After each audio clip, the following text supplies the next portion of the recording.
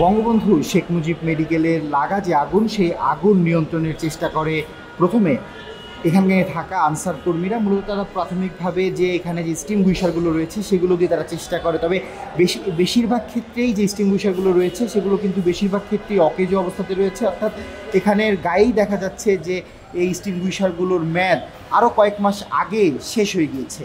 আবার অন্যদিকে এখানে এক্সটিংগুইশারগুলোর যে বোতলের যে অবস্থা, সেই বোতলের অবস্থাও কিন্তু আসলে নাজুক অবস্থা। সেখানে জং ধরে রয়েছে, রং উঠে গিয়েছে। আবার অনেক ক্ষেত্রে আমরা আনসার কর্মীরা যেমনটি বলেছেন, এখানে থাকা যে পিন থাকে এক্সটিংগুইশারের গায়ে, সেই পিনগুলোও কাজ করেনি।